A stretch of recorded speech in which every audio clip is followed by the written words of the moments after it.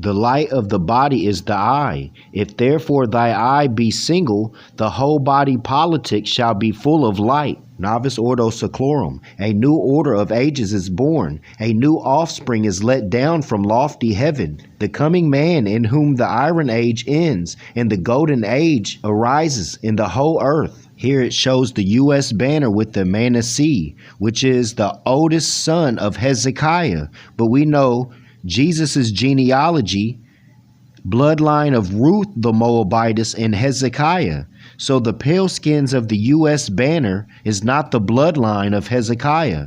And on the other side, it has the British flag that has Ephraim or Ephraim. So then you get into the story of Joseph choosing one son over the other in his will, which automatically takes you to the dividing of Ham and Cush, or Ethiopia, a land divided. Yet these are not their bloodlines, because it says specifically, one God, divine democracy, one law, universal brotherhood. But we know democracy is not divine. This is supposed to be a republic, and you are to enforce that. But they are showing a reflection of the empire, but it's their lower self-reflection of them taking over the empire. Brave Britain, blessed America, unite your battle plan, victorious all who live it. And what their victorious is, their battle plan is the Christian Crusades. I believe strictly in the Monroe Doctrine, in our Constitution, and in the laws of God. Part of the Monroe Doctrine is if anyone claiming to be government demands finance, they cease being a government entity. The seven-pointed star is a biblical symbol for Christ, who said, I am the root and offspring of David, and the bright and morning star. The morning star. So, he's speaking Luciferian. But see, you have scholars who went into the Bible and started really studying about what was he speaking about. And then when they come out with their findings, speaking of the morning star and Venus, you want to say, this is Luciferian. He's speaking Satanism. When, again, Jesus stated, I am the root and offspring of David, and the bright and morning star, which is the light. No matter how much they try to flip this and make a reflection, the truth always shines through. It records that between the eagle and the dragon, there is constant enmity. The eagle seeking to kill it, and the dragon breaking all the eagle's eggs it can find. And that's speaking of breaking the Roman yoke. But the eagle is the European, and what they're calling the dragon is the Moor. It's always been that. We already went over the reading where St. Patrick chains the serpent, and every Monday he's supposed to let him loose. But he says, it's a long Monday, Patrick. The serpent and the eagle, always in enmity. The eagle is used throughout the Bible as a type of God's power. The eye in the triangle is an ancient symbol and is intended by such by the designers of our seal, who referred to it as the overseeing God, quote unquote, and the eye of providence, watching over our country. It also forms the capstone or head of the pyramid. It is perforce rejected until the rest of the structure is prepared to receive it.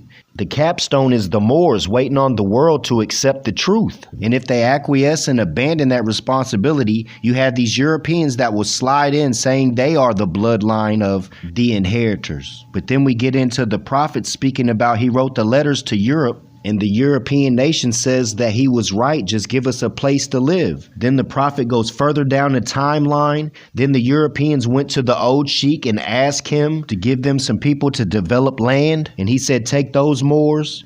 Then don't throw away your slave names.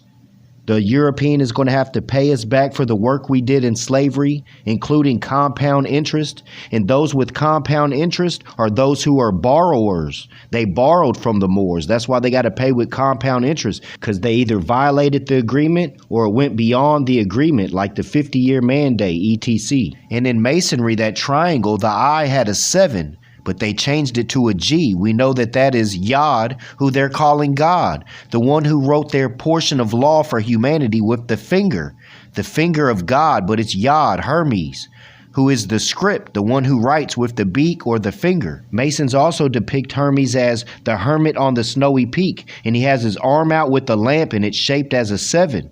Which is known as the Yod, the finger of Hermes, the one who wrote the law for humanity. When they say Moses went up on Mount Sinai and came down with white hair, that's symbolizing wisdom.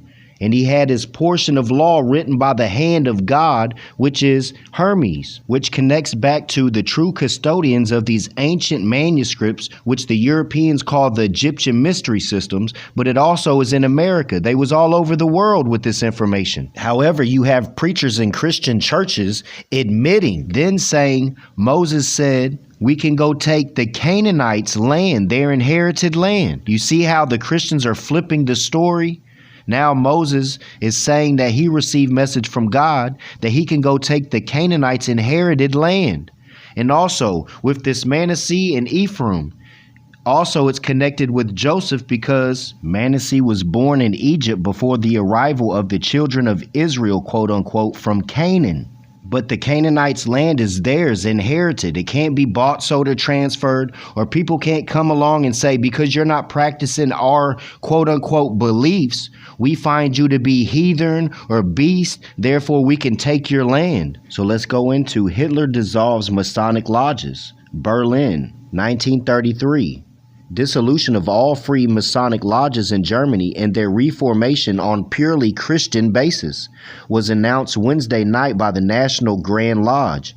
The term Freemason will be retained temporarily. The rituals based on the Old Testament will entirely disappear, and the lodges will be reorganized under the name of the National Christian Order of Frederick the Great. And we know that Albert Pike specifically said that he derived power from Frederick the Great. But with this Christian order, it is contradicting to Albert Pike's practices. He stated, we don't use the Bible, for it is used to perpetrate every scheme to man. And the Christian Bible is not to be used as our code. And after he passed, all of them started going and holding hands with the York Rite, the England, everything that they fought against. Frederick the Great and the American Revolution.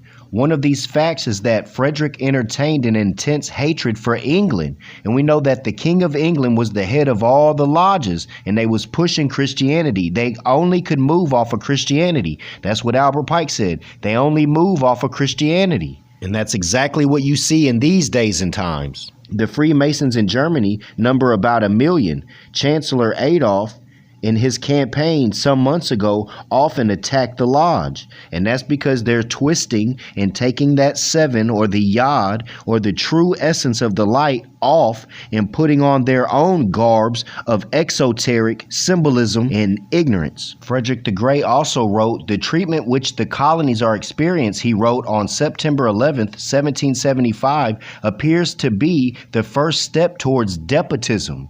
He's speaking about those, the Bostonians, and that's exactly what Albert Pike spoke of is despotism. We have many demonstrations and manuscripts that state specifically, we have picked the greatest Irish peasants, the great Scottish peasants to go to the Americas. Frederick the Great seen a lot of his people leave. He tried to get his farmers to start planting potatoes because he was in connection with America, and they had the section set up in the 33rd parallel, the Mason-Dixon line.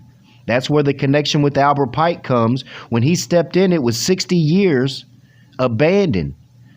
That operation of getting services or getting goods up and down the Mississippi River and out into the different nations. And this was before slavery. Then you have Great Britain trying to colonize all the bridges going north, and then when they finally hit the South, that's when the war became.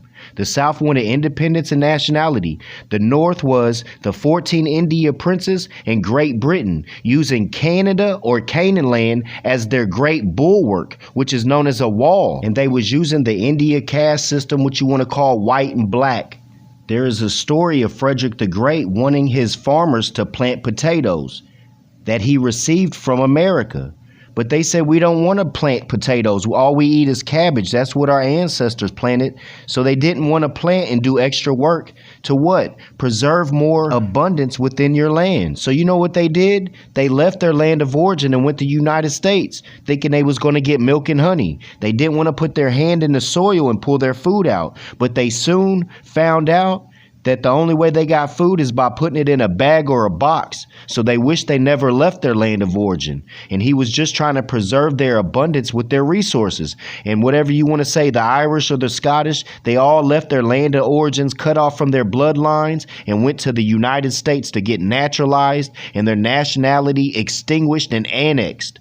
And that's why he didn't like any of this England or this Britain or all this colonial caste system. And we all know who truly had problems with England, and it was the Celtics. But the Scottish and the Irish took the Christian side, and the Cornish are the ones who rebelled against that because England was trying to change their language, their books, their Latin, religion or divine creed.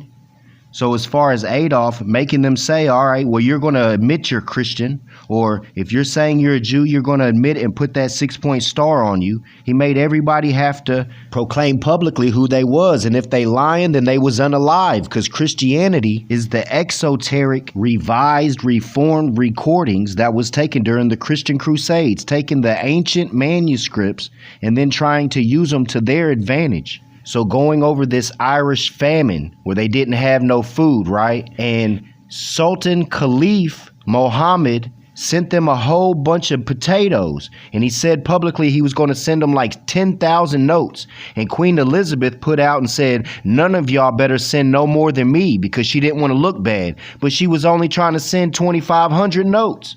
So he secretly sent over that. But I thought it was funny that Indians are trying to come forth now and say that they assisted the Irish with 5,000 notes and potatoes. So what did they do? Skim off the top and keep 5,000 and whatever else was given?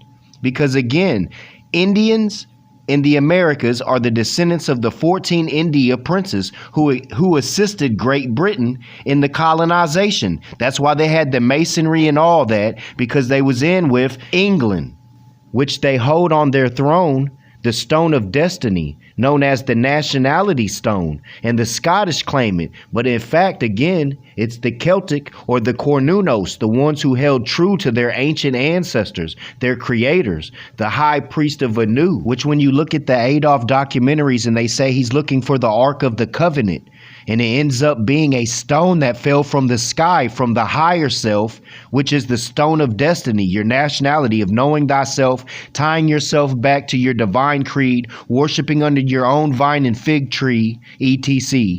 Then you have the George Washington letter to the Sultan in New York talking about he didn't have his crops together. Then again, you have Frederick the Great speaking about he was getting potatoes from America. And we have the documentation of it reading as such. He received all this stuff from the Americas. These Europeans always getting helped by the Moors, the sultans, or the ones of the Muslim or Moorish dominions. But the Muslims of India mixed with the Europeans of Great Britain. That's why they have the European features, but they have the melanated Muslim skin, is because it, again, the 14 India princes mixed with Great Britain and their descendants. And then now they fighting each other over land they colonized. That's why when the so-called Indians received 5 million notes from United States, we have the video where they said, anybody in our tribe that's calling themselves black, you just need to go ahead and leave. So then all the so-called black Indians was mad because they wouldn't get none of the $5 million settlement. When in fact, it was because they was here to colonize you from the beginning. Then you have the readings of the Nanacoke and the Moors. Nanacoke saying they want their own schools now. They don't want to go to Moorish schools. It's too crowded because they was foundated. They said they wanted their own stuff, but didn't want to lift a brick. They just wanted to make teepees, which shows they was not the highest pinnacle of architecture making arches. They was making teepees. Again, they are of royal bloodline because they are from the India Muslim princes, but they chose to register under the Presbyterian Church, and now they receive their little benefits of gambling and drinking. I thought it was interesting. I found a manuscript speaking of Frederick the Great demanding that all the crows around his area be killed because they kept eating all his cherries. And we know that George Washington's father had a whole cherry field. Even to this day, you can go look it up, George Washington's cherry field. We found the troglodytes in the caves eating their diets with cherries. It's a few minutes before Holy Friday is closing. I know I seen the crescent in Venus last night. I seen it tonight as well, nice and clear. Yesterday it was a perfect crescent with the Venus, and tonight the Venus was under the moon. The prophet's solar return is coming up as well. I leave you in love and peace. Divine honors the prophet Noble Drew Ali and the Moorish divine and national movement of the world. Peace, peace, peace.